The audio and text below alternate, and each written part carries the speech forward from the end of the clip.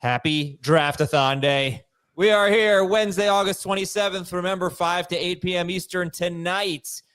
Guests from around the world will be joining us to talk fantasy football and other fun things for 3 straight hours. No commercial breaks on our Draftathon. 5 to 8 p.m. Eastern Wednesday night. YouTube.com/fantasy football today. We will see you there. We'll also see you at 1 p.m. Eastern today on CBS Sports Network.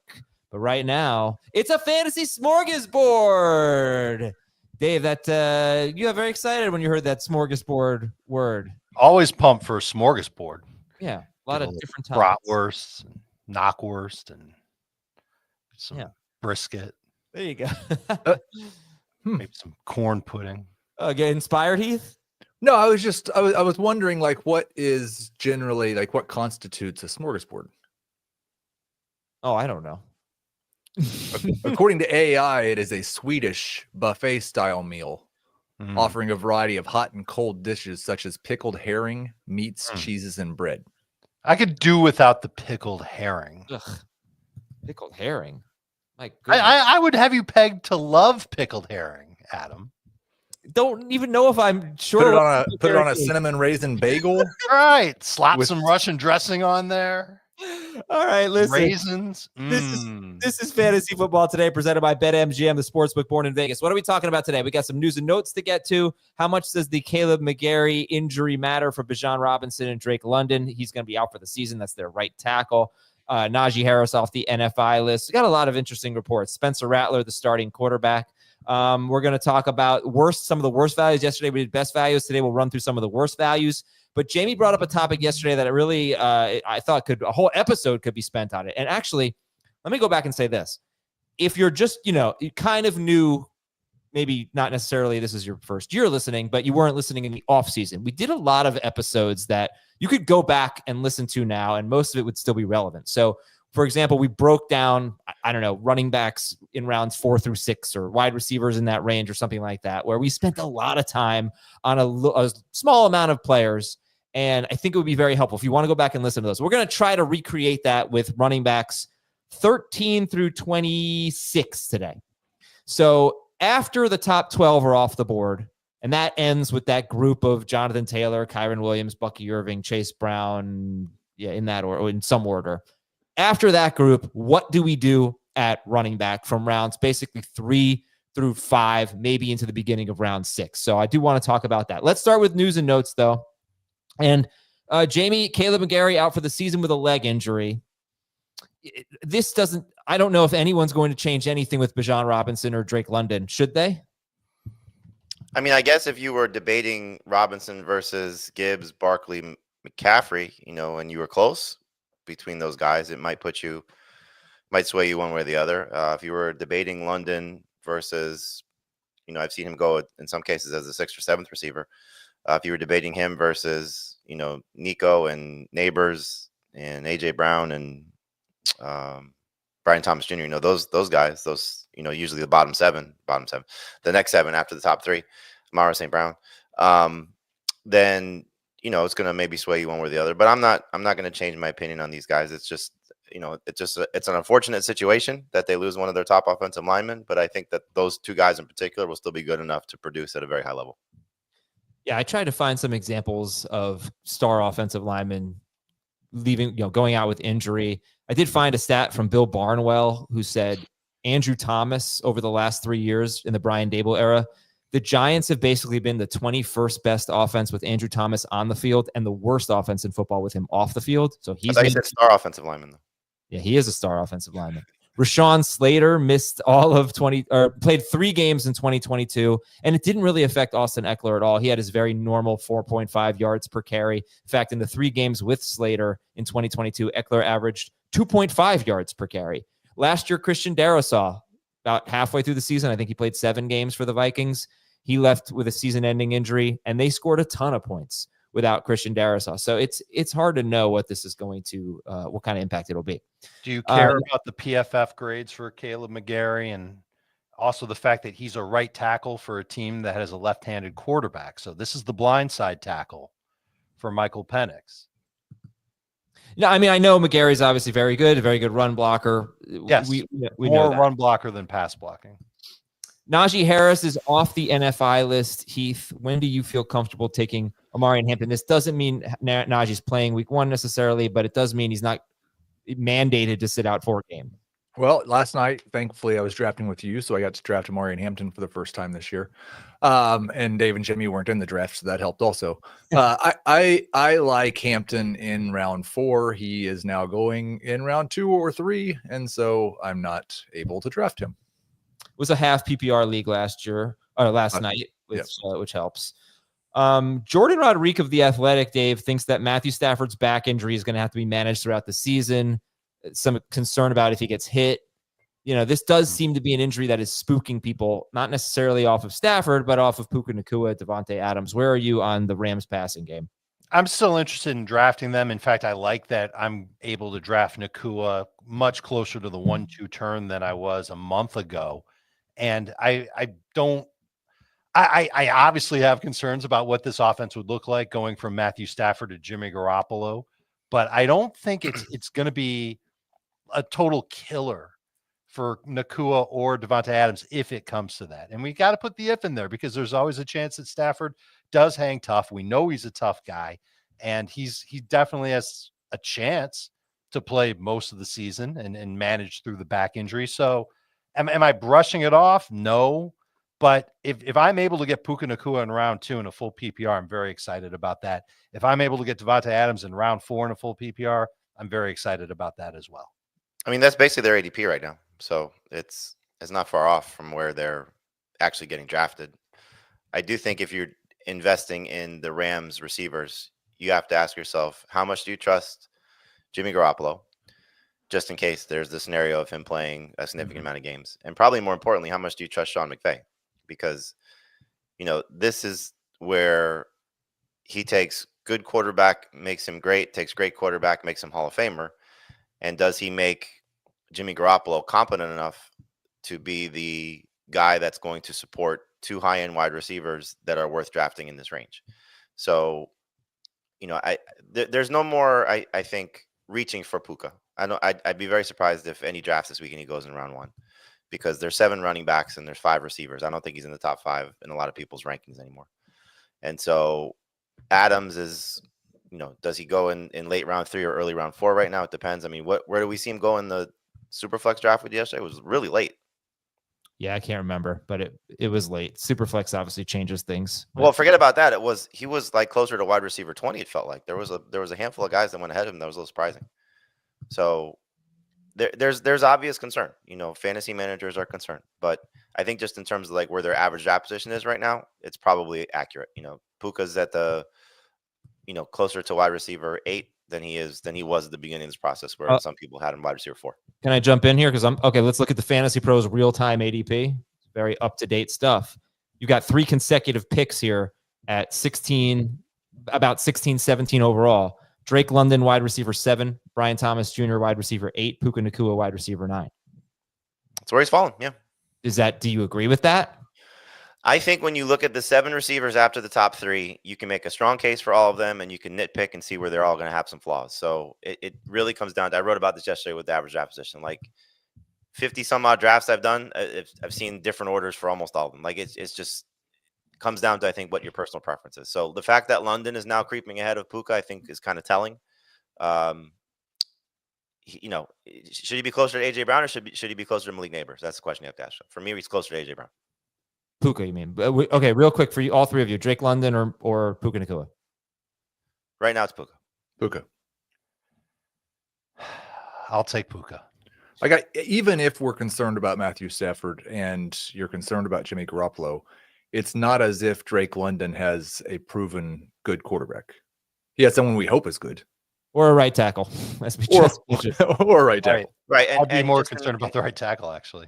In the case of London, which is a guy that's gotten, pushed up in a lot of cases. I think, Dave, what was a week ago, you didn't have him in your top. Yeah, tier, I do now. Right. Yeah. Now I do. So Darnell Mooney did not get placed on short-term IR. He's going to play at some point early in the season. If he was not going to play in the early part of the season, like, we would be looking at a potential target leader for the season. Mm-hmm. Yeah. All right. Devontae Adams, by the way, is wide receiver 19 in the real-time ADP. 44th overall, going in between Garrett Wilson and DK Metcalf. Yeah, I cannot imagine taking Garrett Wilson over Devontae Adams. Nope. Agree. Would you take Terry McLaurin over Devontae Adams? Because he's going ahead of both Wilson and Adams. I would. No way. Heath, yes. The other two, no. All right. More news and notes. Tajay Spears is going to be placed on IR. We talked about this yesterday, but that was spur of the moment. So now that you guys have had a night to sleep on it, where'd you put Tony Pollard? 23rd in my running back rankings. 22. 20th, round 5. I agree with the round 5 part. The Saints named Spencer Rattler their starting quarterback. He averaged 205 passing yards per game, which isn't good, but it's not like horribly horrible in 5 games in which he played 93% or more of the snaps. And I say it's not horribly horrible because he basically did not have Chris Olave for any of it, and he had Rashid Shaheed for 1 game. So as a rookie, 205 yards per game, you could do worse, but he's their starting quarterback. Chris Godwin and Tristan Wirfs avoided IR. We knew that was going to be the case for Godwin. Isaiah Likely avoided IR. Remember, Mark Andrews scored 18.8 PPR fantasy points in 1 game that he played without Likely. Now, it was a very good past game for them. They played the Bengals. Lamar Jackson threw 33 times for 290 yards and 4 touchdowns, but Andrews had a 21.2% target share that game compared to 15% for the season. Christian Watson and Marshawn Lloyd are out at least 4 games. They're both going to start the season on the PUP list. Brandon Ayuk is on the PUP list. Teteroa McMillan returned to practice. He has a hamstring injury, but good to see him back. The Raiders not looking to trade Jacoby Myers, according to Adam Schefter. The Jaguars acquired Tim Patrick from Detroit for a 6th-round pick. Dave, does that matter? No. Let's see. The Cowboys are optimistic about Micah Parsons playing in week 1 against the Eagles, but he would be limited.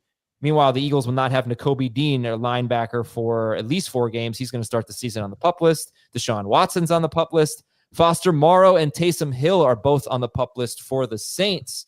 Dave, you actually had a tweet about stashing Taysom Hill. You can talk about that. And is there any appeal to Juwan Johnson? I don't have any appeal or any interest in Juwan Johnson. The only reason why I would have appeal in Taysom Hill is so I could stash him in an IR spot. And I would literally spend my very last pick to consider something like that. There would have to be nobody left in my draft who I thought was worth carrying in an active spot for me to go and get Taysom Hill. And let me ask you guys this, right? So if you're on CBS and you have a league with IR spots, well, let's say you've already completed your draft.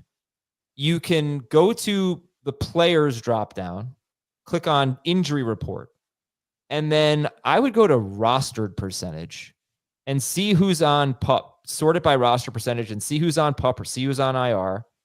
Or you can do status, and then you can see who's on PUP or who's on IR. And that's how you can look for players that you can just stash, that you can just add with their freebies. Are there any players that you guys are looking to do that with right now? Christian Watson. Watson and Taysom. Yeah, Christian Watson's only 27% rostered. What league am I in here? Oh, he's a free agent because this is Fantasy Football Today League, which we haven't done the draft for yet. All right, good call on Christian Watson. Travis Kelce's engaged. Congratulations. Yeah, it's cool. It's cool news. And even cooler news. It'll be telling if they announce their wedding date before the end of the season. Why? Because if it's next fall, then he's done. Good point. Well, it could be a bye week. I figured that was going to be the Super Bowl halftime show. If you have it, that must mean the Chiefs are not playing in the Super Bowl. Right? Yeah. No, Kelsey's just going to get married in his uniform. Oh, what a big night for him. If you haven't signed up for BetMGM yet, this is bigger than Taylor Swift here. Use the bonus code FANTASY when you sign up. You're going to get up to a $1,500 first bet offer on your first wager with BetMGM. Here's how it works. Download the BetMGM app and sign up and use the bonus code FANTASY.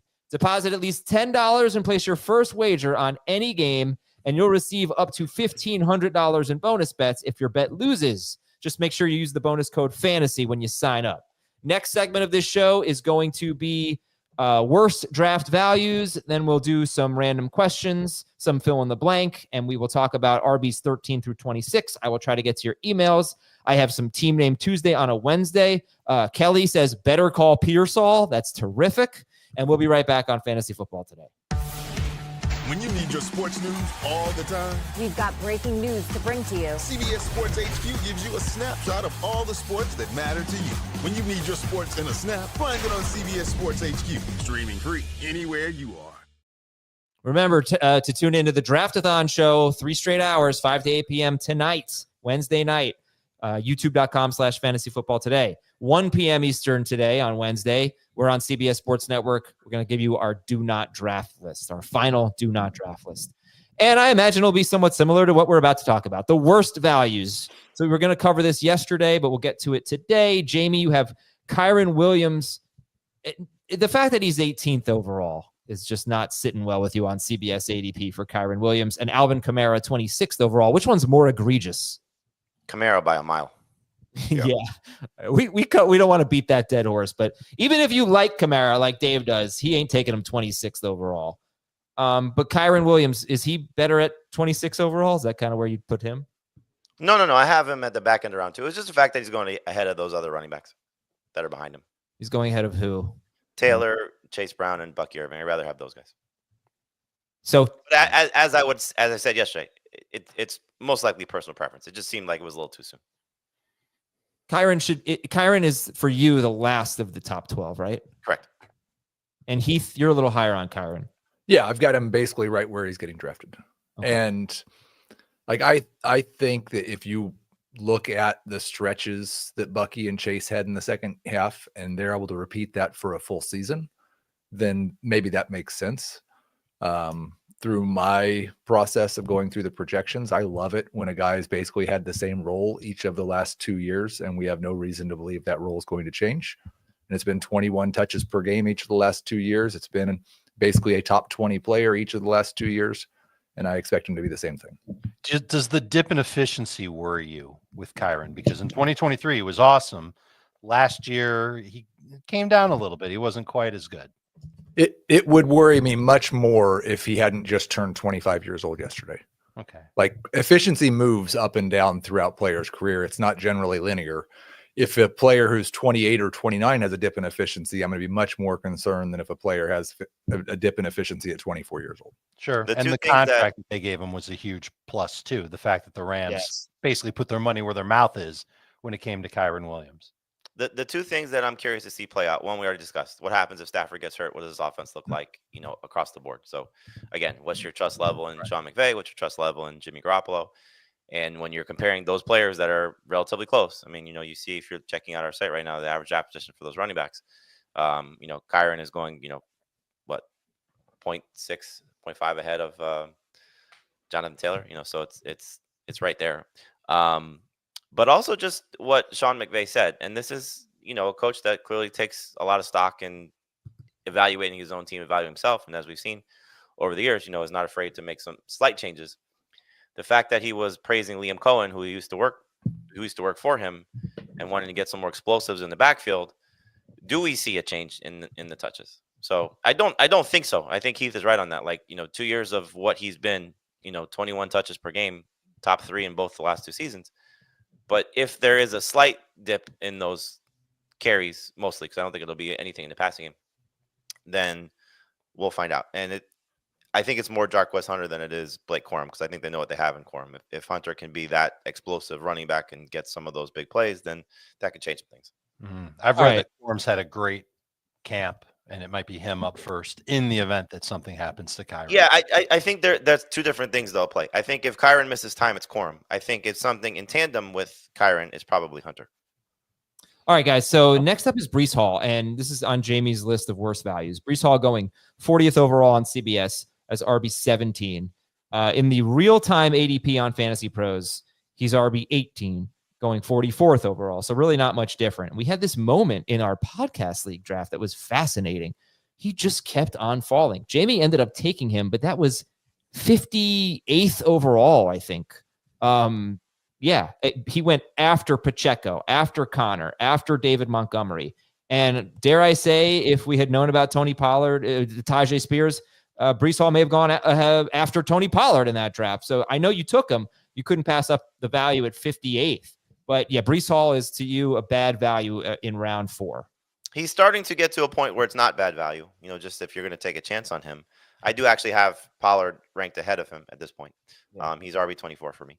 So I'm concerned. I'm nervous about the potential workload for Braylon Allen and what that could be. I'm nervous about, maybe Isaiah Davis getting work too, that he could be a trap back based on Justin Fields and what he does when they're inside the 10. Reception total scares me, so I'm definitely concerned. But that being said, 58th overall in a 14-team league, when you're talking about he was my third running back. I shared the team with, our guy Todd Rowan. So it was a combination of the two of us just saying, like, we can't pass this up at this point. Right. Like, especially in a league that, running backs are hard to find on waivers. So if he continues to fall, absolutely you should buy the dip. If you were taking him in round 3, which is where his average draft position started when we started doing a lot of drafts, no way. And this is kind of like the tipping point here. So when you're looking at it, like, I would definitely take Travion Henderson over him. I would definitely take Chuba Hubbard over him. You want to nitpick with him and Connor, Swift, Aaron Jones. If you scroll down, you start to see RJ Harvey and, some of these other guys. Like Pollard, for example, Pacheco, like I would take a lot of guys over him still. But if he falls to the right spot and you're a Breece Hall truther, yes, absolutely buy it. All right. So yeah, go ahead. The only thing I'll say is, like, I've only got him projected for 11.5 carries a game, and I've got him pretty much right where he's being drafted. And the key to that is what they've been saying. Did somebody just get traded? Yep. Was it Tank Bigsby or Travis Etienne? Thomas, your guy, he's back. Oh, Thomas is about to go nuts. I'm not sure. Congratulations, Thomas. You got Adam Thielen. The key is $8. how many targets. How many targets for Hall? And I've still got him pretty high in that regard because Josh Reynolds, Tyler Johnson, Alan Lazard, Arian Smith, Xavier Gibson. That's the rest of the Jets receiving core besides Garrett Wilson. But then it comes down to, I think, how much will they throw, which we've clearly discussed a lot in regards to Justin Fields. And will it be just him as the primary guy out of the backfield?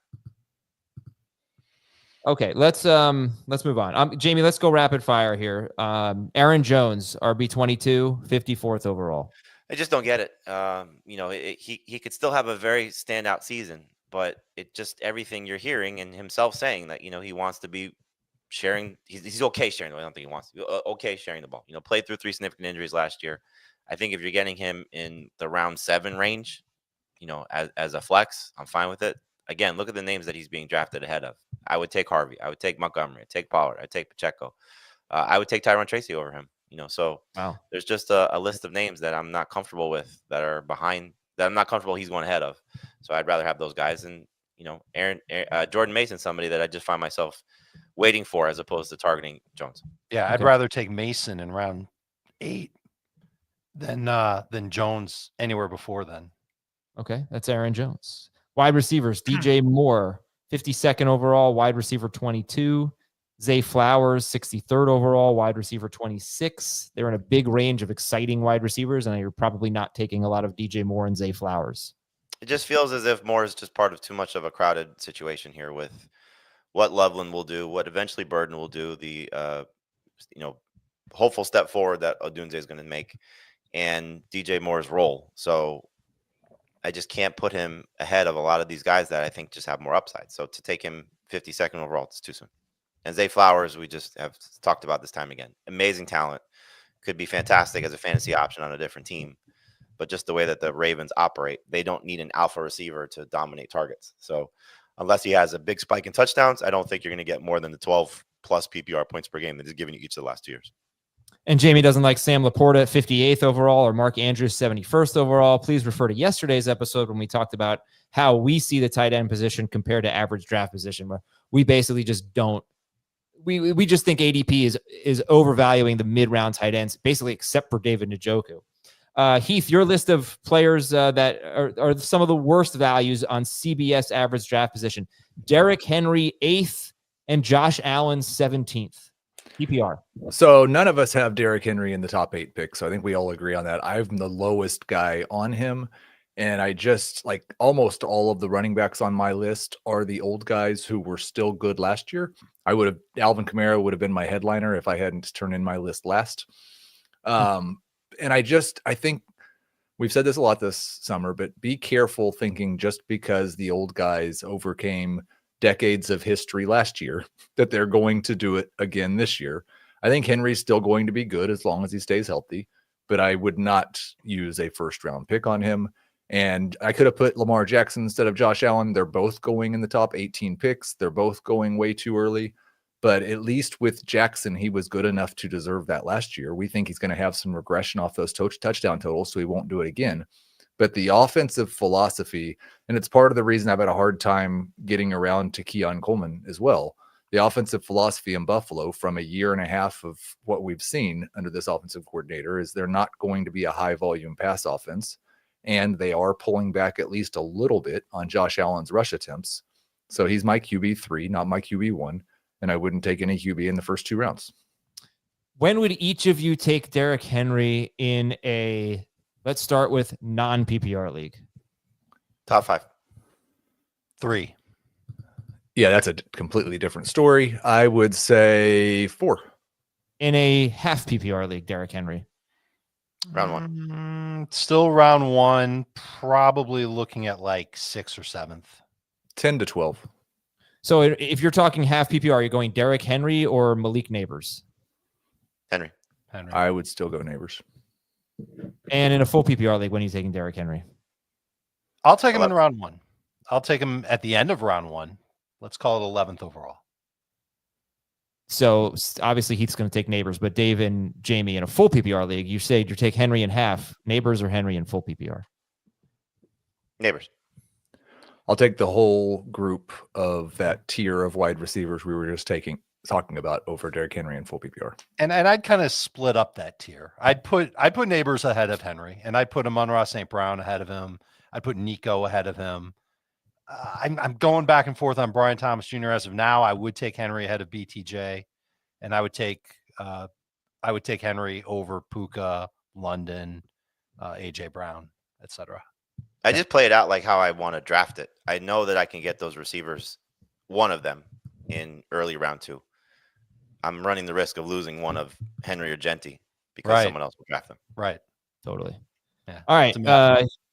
Heath, James Conner, 43rd overall. Too soon for you. Yeah, and I think I'm probably just, for the most part, besides Trey McBride, lower on the Arizona Cardinals offense because I've got Marvin Harrison Jr. up next. But in terms of Conner, first off, it's easy to say like he's another one of the old running backs. Whether we believe them or not, they've all been pretty consistent in saying that Trey Benson's going to have more touches than he did last year.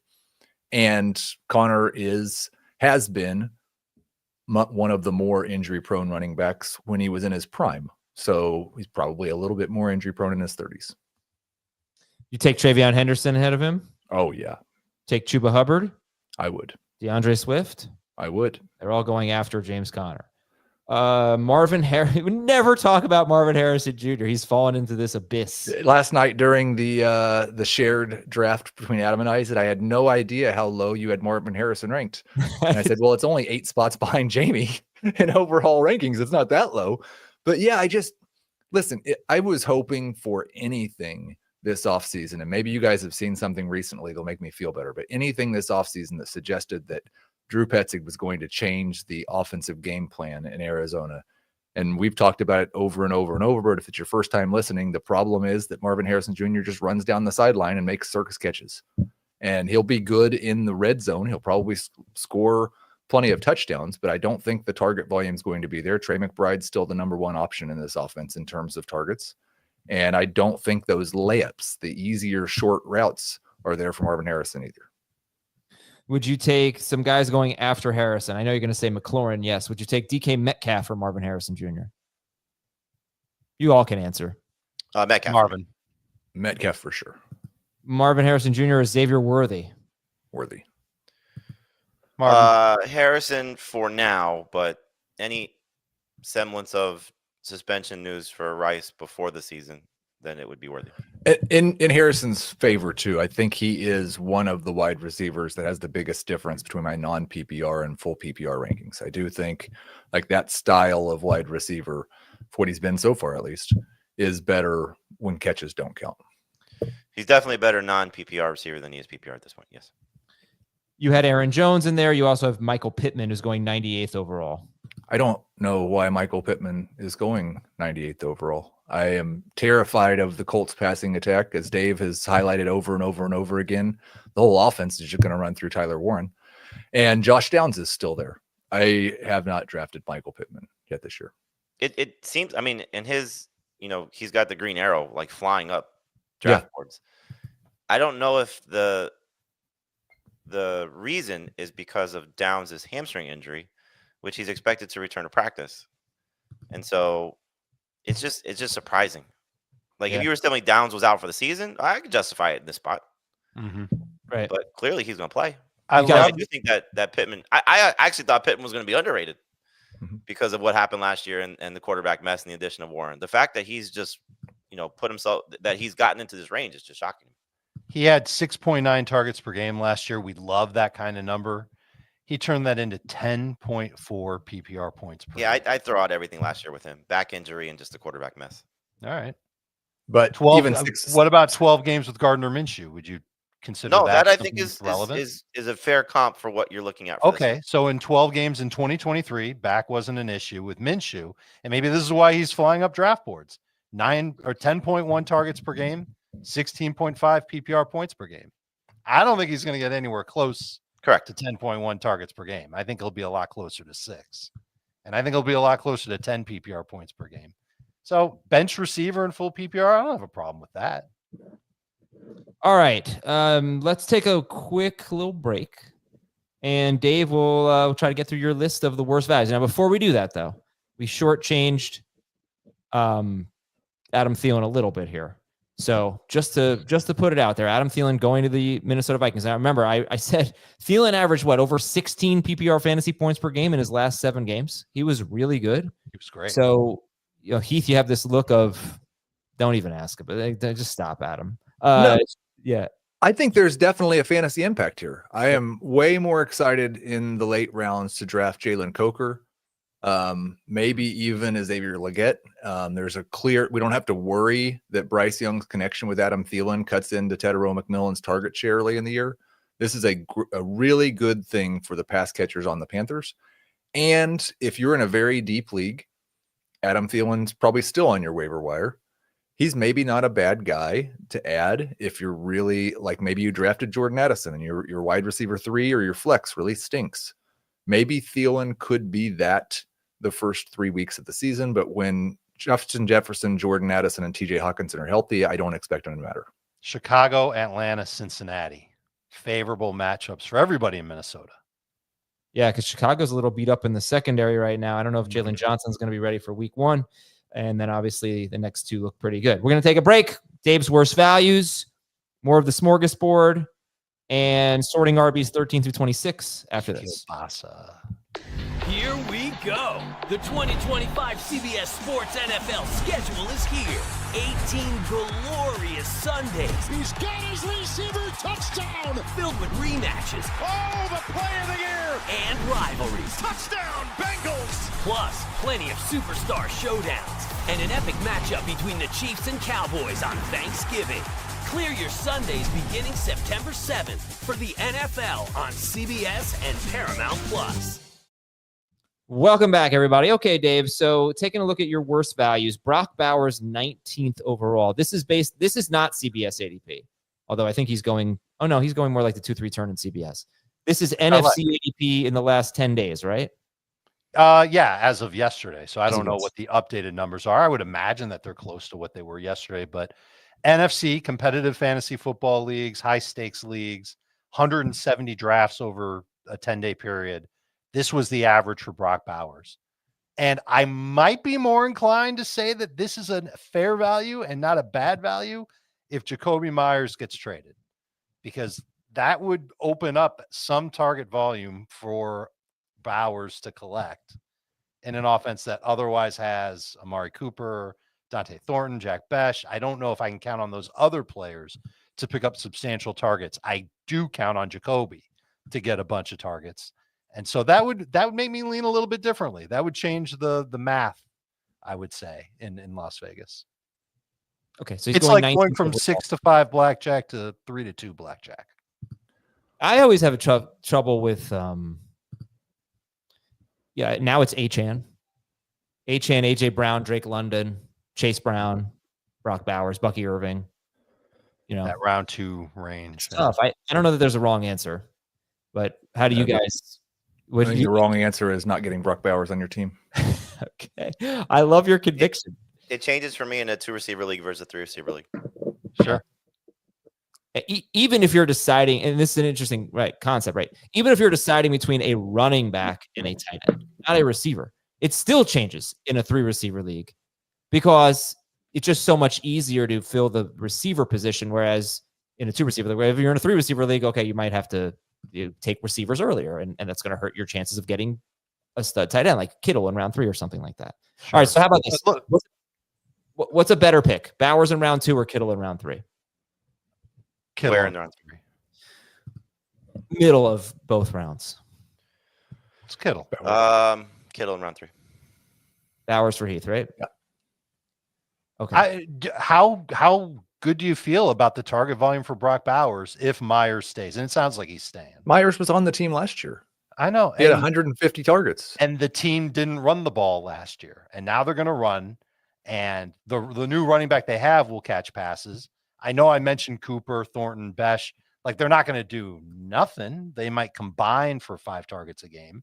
That's really the crux of my argument, is that I'm worried that Bowers won't have 8.9 targets per game this year, and that the number's going to come down, and he's going to be good. Is he going to be Travis Kelce 2022 good? That's what makes me hesitant to take him with a top 20 pick. Well, if he's Travis Kelce 2022 pick, then you should have taken him in round 1. Right. But if he's not anywhere close to that, if he's what he does last year, it's 15 PPR points per game. That's what we got out of Kittle last year. We're getting him around later. We got that out of Trey McBride last year. We got that. We can get that at the end of round 2, beginning of round 3. So I don't see the reason to go higher for Bowers without there being more excitement or optimism, I should say, about target volume increasing. I agree that the efficiency should increase on his throws. He's got Geno Smith throwing to him. That's good. But I don't know if he's going down by a target and a half per game, I don't know if there's enough to completely make up for it where he's 16 and a half, 17, 18 PPR points per game. I think the question would be how much are you valuing Amari Cooper at this point in his career? Not much. No. To me, Besh is irrelevant as long as Jacoby Myers is there. Besh is an investment on the future. I don't think he's going to get very, very many opportunities with Myers being there. I think they're kind of locked into their roles at this point. You're going to get better production from Thornton. I definitely agree with that. Their outside receiver play should be better, or their second receiver play, however you want to say it. I know, Adam, you brought up, just where Myers lined up, but I think their second receiver play should be better than what it was a year ago. Their run game should be better, as Dave alluded to. And it's a matter of how much does the quarterback play and just offensive environment situation either benefit or potentially hurt Bowers to his high end potential. And that's the question you have to ask yourself.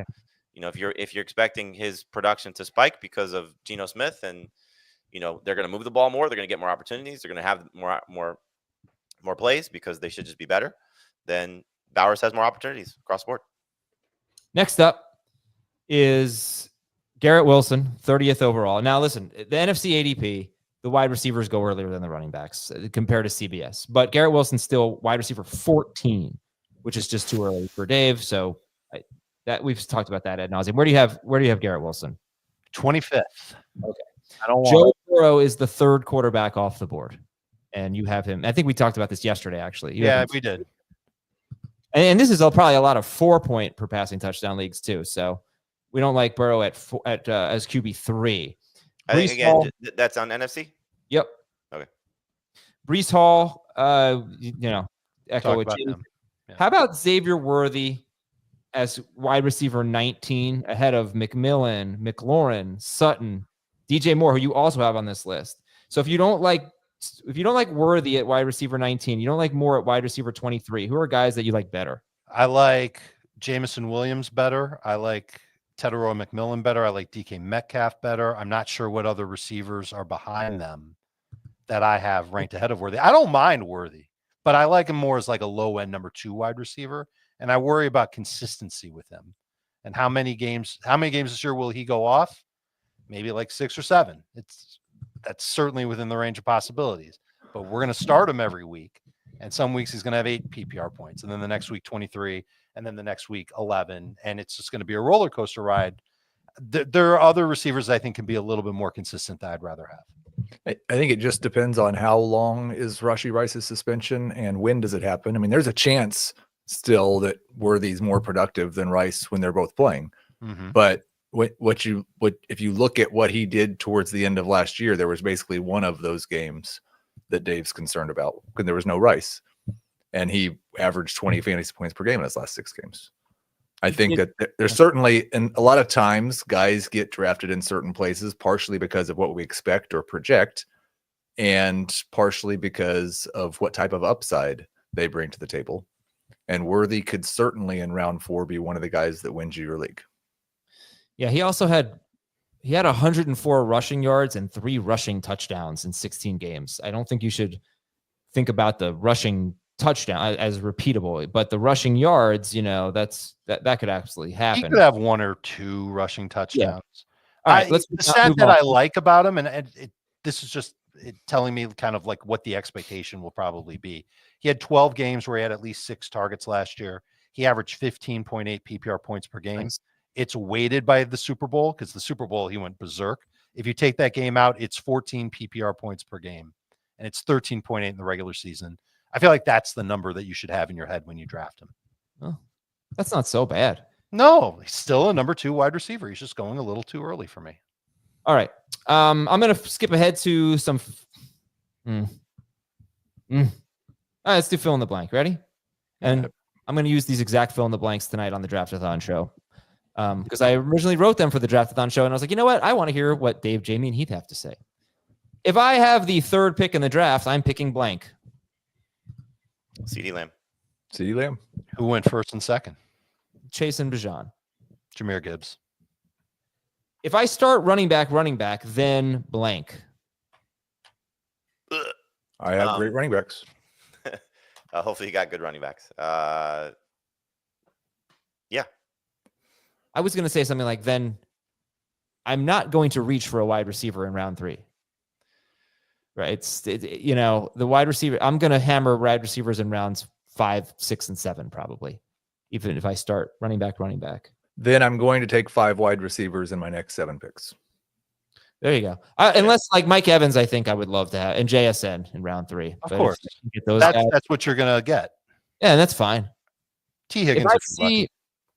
If I see Devon Achane available in the middle of round 2, I am blank. I'm doing what Heath's doing.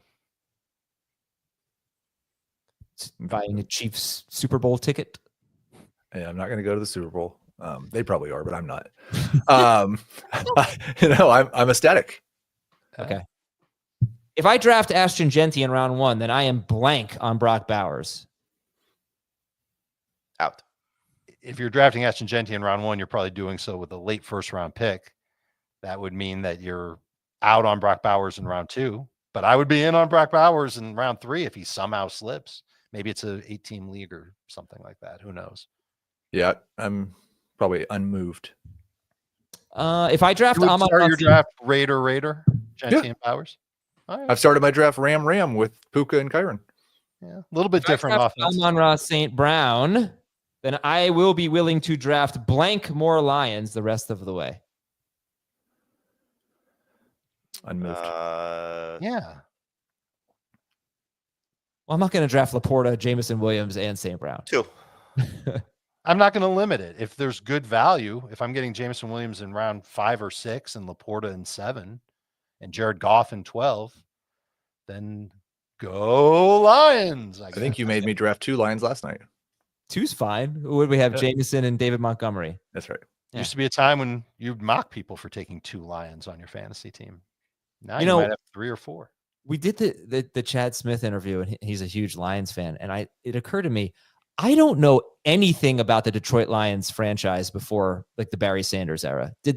I know they had a team. Did they actually play? Like, I don't know a single player from the 80s or like, when did Herman Moore start? That's like the oldest one that I could think of. Herman Moore was in the Barry era. Yeah. I think they won some championships before they were called Super Bowls, right? Yes. They've never been to a Super Bowl. I hope to God they have, but I can't name a single Lion from the olden days. All right. The player I keep drafting is blank. Tyler Warren. Lately, it's Ibuka. I've got 2 players on half of my redraft teams right now. You could probably guess who they are. The Brock Bowers. Yep. We drafted the other one last night. We drafted both of them last night, actually. Oh, I forget. You cursed at me in the text message when I took him. Oh, Jerry Judy. Yep. The player that would give me indigestion if he were on my team is blank. The player who would give me indigestion. Would Justin Fields be a good answer for that? I think he would be. Yeah. Terry McLaurin. Having the McLaurin for Jamie. Everybody's okay at the right price. Having to draft James Conner, which it was a good pick when I made it. It was a good pick. It made sense. It still gave me a little indigestion. I don't really want him. He's too old. But he's too old. It's just so funny how the complaint was Connor after you started McCaffrey Hill. I know. But they're both, I mean, McCaffrey's younger. Those than guys Connor. are young 31s, though. Yeah, just the lack of explosiveness last year scares me. Okay, well, he's given you at least 15 PPR points per game every year he's been in Arizona. It was he a averaged over 3 targets per game last year. It was the right pick. It was the right pick. No, you would have taken Pollard. I would have taken Pollard. Yeah. Oh, give me Connor all day. All right. Sorting running backs 13 through 26. We'll end our show with this. So the top 12 are off the board, and those 12 running backs are Bijan Robinson, Jahmyr Gibbs. Jamie and I were remarking the other day about how we started calling him Robinson because we didn't want to say Bijan. It used to just be Bijan, right? We'd all just say yeah, Bijan. exactly. Now just am I gonna say it wrong? All right, Robinson, Gibbs, Barkley, McCaffrey, Genty, Henry, Achane, Jacobs, Chase Brown, Bucky Irving, Kyren Williams, Jonathan Taylor. That's our top 12 consensus rankings. All right. After that, in our consensus rankings in full PPR, 13 through 26 is James Cook, Omarion Hampton, Ken Walker, Travion Henderson, Chuba Hubbard, Alvin Kamara, James Conner, RJ Harvey, Breece Hall, Tony Pollard, DeAndre Swift, David Montgomery, Isaiah Pacheco. I threw Tyrone Tracy in there, but probably. Well, of course you did. Closer to 26 than 25. All right. Yeah, let's do that, right? So let's end it at Pacheco, and I'm going to delete Tyrone Tracy's name. It's a really interesting group, and it starts in round 3, probably ends around the 5-6 turn or into round 6 in most leagues. How are we tiering them? Who are the guys that deserve to go in round 3 in a 12-team league? James Cook, Omarion Hampton, and Travion Henderson. I've got James Cook, Travion Henderson, and Ken Walker. And I've got Hampton, Cook, Kamara, and I think that's it for round 3.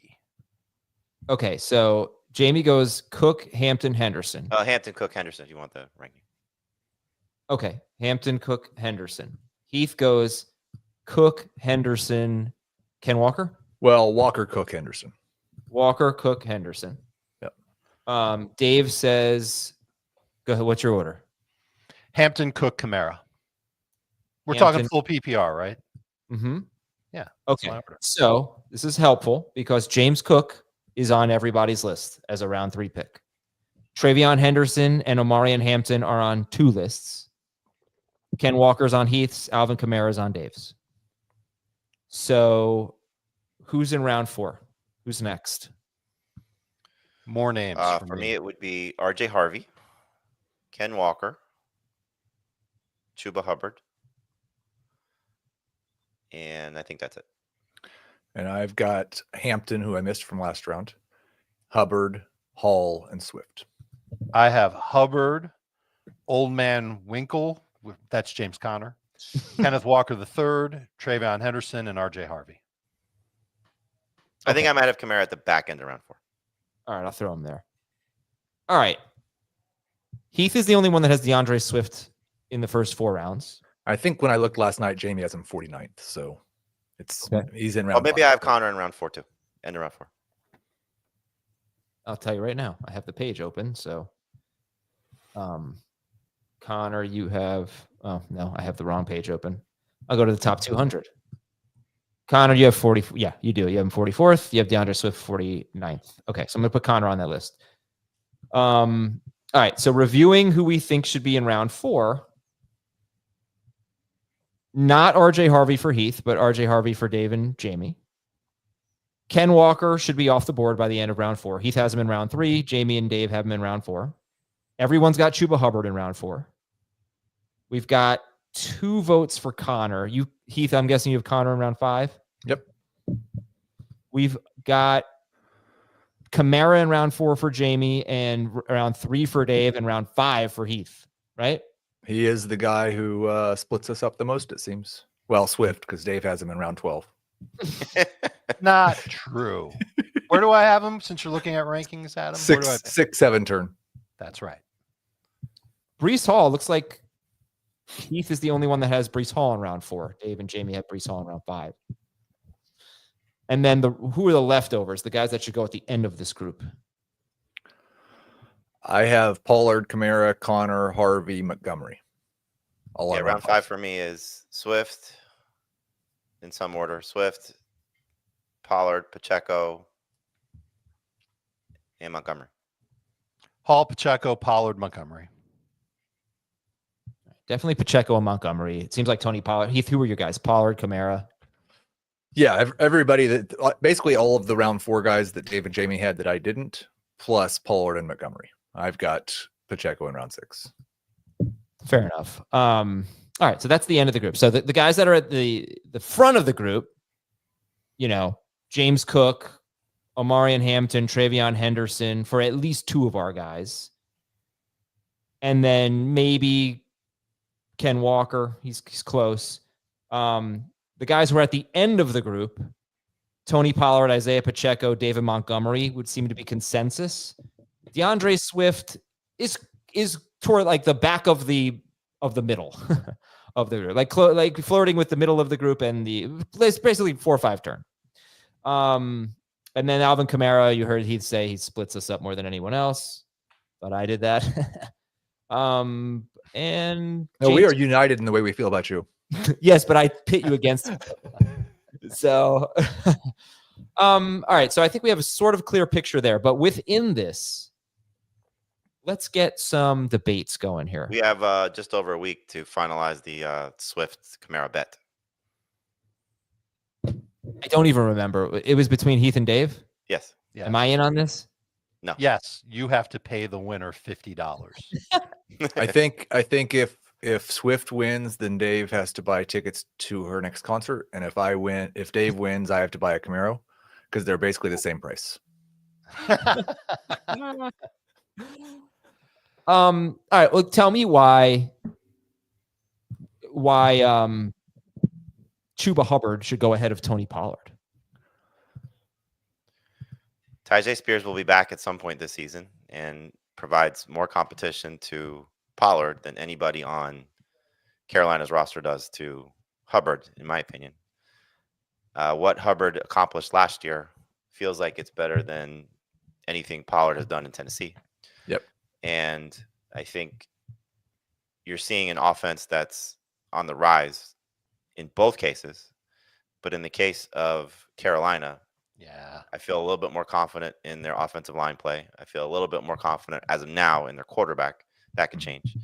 But just I think the entire offense just feels a little bit safer for the Panthers. So based on what Hubbard did a year ago, I think carries a little bit of weight, should carry some weight. And again, really the biggest thing for me is if you said right now Tyjae Spears is out for the season, they're definitely closer. But there should be a little bit of separation between that because of Spears' potential return. Impending return, I say potential. Impending return. I'm sorry. Where are you on RJ Harvey, Heath? I've got him in round 5. So I just think he's moved up for me during the training camp, but I also think that Sean Payton's preseason usage does not necessarily mean that's the way that it's going to be in the regular season. And Sean Payton's going to use a big committee at running back, and I've come around on Evan Ingram a little bit. And I feel pretty confident Cortland Sutton's getting 140 targets. So if there's more targets going to the tight ends, there may be fewer targets going to the running backs than there were last year. Okay. And then, Jamie, you want to give the counter to that for RJ Harvey? Because you seem to be pretty high on him. Yeah, I think a lot of this might come down to, and Heath, you can answer this for yourself, is your pre-draft evaluation of Harvey was not as high as everybody else. So I do buy a little bit, not fully, but a little bit of the preseason usage, because I think that's kind of how we're going to see it. You know, Dobbins playing more on pass down situations and Harvey being the first and second down guy. As we've seen from Sean Payton last year, his history in New Orleans, he will throw to running backs on first and second down. And I think that's going to matter for Harvey in terms of his reception total. So just because he's not playing on third downs shouldn't hinder his production. You've said this time and time again, Adam, how good the Broncos offensive line should be, at least on paper coming into the season. You know, has a chance to be top 5. You keep calling it number 2. So very good situation. That's where I see it ranked. You're quoting the rankings that they're number 2. So there's a chance for him to play behind one of the better offensive lines. I think the maturation process and the continued improvement of Bo Nix matters here as well, that this offense is going to, you know, pick up where it left off last year. So buying into the coach, buying into the system, buying into the player, dealing with another guy that's playing behind him that's got a very long injury track record. Like for me, I'm all in on RJ Harvey. You know, he might be a round 3 pick by the time we're done. And the only thing I would push back on it all there was, I don't think I think pretty much everyone's pre-draft evaluation of RJ Harvey was lower than Sean Payton's. Agreed. I think even after the draft, Matt Waldman had him an RB7 in this class. So now Sean Payton's the one that decides who touches the ball. So his opinion matters a lot more than mine does or anybody else's. But I don't view him anywhere close to the same type of prospect as Hampton or Henderson. To that end, he did the same thing with Bo Nix.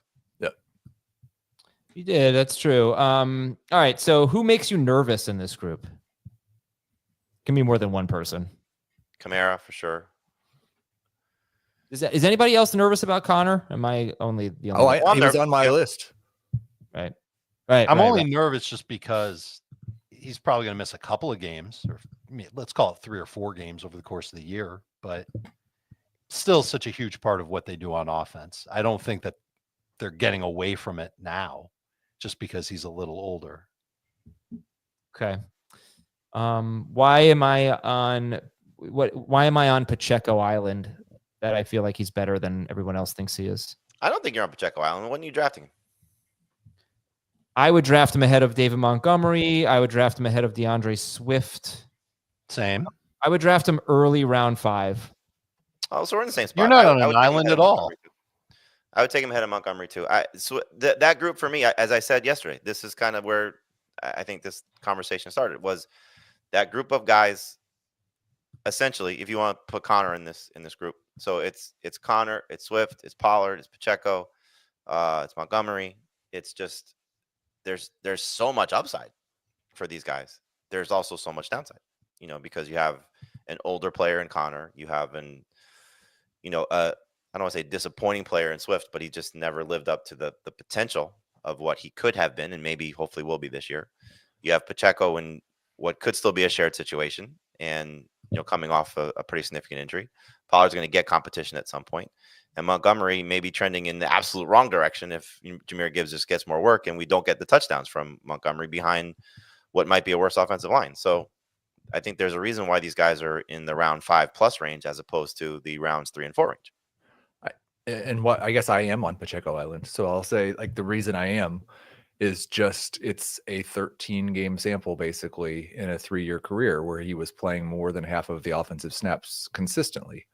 And I am concerned that Andy Reid goes back to the more of a committee approach. I think that Kareem Hunt seems to have not done much in camp, but he still might be the short yardage guy. And Rashard Smith seems to have kind of caught fire the last week or 2 of camp. And after kind of not earning great reviews, they surprisingly kept Elijah Mitchell too. I just worry that he's in that 50% snap share range instead of the 65 to 75 plus that he was for that short stretch between the end of 2023 and the first 2 games of last year. So who are you taking over him? Everybody we've talked about. Yeah. Last in this group for you. Well, and In full PPR, I think he's right in the same tier for me with Aaron Jones, Jalen Warren, Tyrone Tracy. So he's like a tier below the guys we've talked about. Wow. Okay. And then I just want to end with this. Like, obviously, we know why we're nervous about Breece Hall, but I'm a little nervous about Ken Walker, and Me too. A little. If I take him in round 4, it hasn't been a great offseason for him. He's been hurt, which is the typical situation for him. It's strange because even he has been, and that's not good because he has been hurt throughout his career. It's also that in terms of what people in Seattle are saying about him, it's been a great offseason for him. What are they saying? It's pretty much like he's the engine that makes the offense run. Right. They also been saying that Charbonnet's having a good offseason. There was that quote that came out too. Yeah. I think round 4 is a good spot for him because, unless you just have such a strong feeling about the other guys that are in the same range or maybe behind him, like I would take Harvey over him at this point. So like for me, if I see those two guys sitting there, I'm taking Harvey over Walker. But, if I don't know where Heath is on Swift versus Walker, for example, just somebody you're high on, by comparison to somebody that's not going ahead of, that's someone that's going ahead of him based on average draft position. So, there's going to be some cases where you have just a strong, I'm definitely taking this player over that player. And I'll give you just a real life scenario of in the draft I did the same night as our podcast league. I started with 3 wide receivers, Lamb, Puka, and AJ Brown. Got lucky with how those second 2 guys fell to me. It was in round 4. The top running back on my draft board was Ken Walker. And the last of the top 5 quarterbacks were sitting there in Joe Burrow. It's a 2 running back, 2 receiver league. I took Joe Burrow. Oh, yeah. The idea was, the hope was that I was going to get 2 of Swift, Pollard, Pacheco, Montgomery. I only got 1 of those guys. So it did not work out in my favor because picking in the middle, yes, all those other running backs went except for Swift. So Swift was the one I took. And then my second running back is Jalen Warren. Love my quarterback, love my receivers. But that second running back spot is going to be a potential struggle if Warren is not that guy. You did the right thing taking Joe Burrow. I'm very happy with how it worked out. But, at the time, it was like almost consecutively. Like Pacheco went, Pollard went, I took Swift, and then Montgomery went after. All right, a few quick questions here. Any update on when we will hear about Jamie's leftovers leagues? Yes, when I have a chance to take a look at it, I will discuss with Adam the people he did not choose, and then I will go through all the emails that were sent. So if you want to continue to send, hopefully, interesting, funny entries, that would help. But I will make that decision in the next day or so. We will probably do those drafts post-Labor Day, pre-Thursday. How about this one? 1, 2, 3, 4. It's a game of the weekend. The Bengals are at the Browns. Adam said it's going to go bonanza. And that's a game of the week. Yeah. I think Bengals Browns has a good chance to be the game of the week. That was an acoustic version by one of our listeners. Nice. Game of the week. I thought it was me for a second. It was not. All right, we're out of here. Some Team Name Tuesdays on a Wednesday. I have Rome Odunze and Drake May. Rome wasn't built in a May. No, it's really bad. I just see some messages here. I'm gonna reward 2 guys that are always with us in our chat. Oh, so, Johnny Airport, send an email. Make sure we know it's you. And Mr. Popinski, send an email. You guys are in the leftover league. I bet we get 10 emails that say, I am Johnny Airport. I am Mr. Popinski. Malik. Oh, this isn't bad. Malika Good Neighbors. Stafford is there. That's good. Mm-hmm. And how about a Mecca Lecca High Mecca Heiny Ho? Yeah. One more. I don't know how to pronounce it. Is it Apex Fusey? Oh, this guy. Yeah, he's in too. He's always here too. Okay, cool. Last thing, Dave, I need your help with something. I won a fantasy league last year, and now I know you're lying. My reward is I get to choose the team name and avatar for the last place team.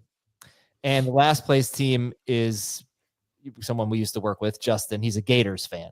So I've got one day to figure out the team name and the avatar, how to punish this Gators fan. So you put your thinking cap on and we'll make. Oh boy. I mean, it's got to be something like, I let's go Canes, but better. I think Tebow sucks. No. Like, would anything upset a Gator fan more? You should get someone to do Tebow in a Gator in a Hurricanes jersey as the avatar.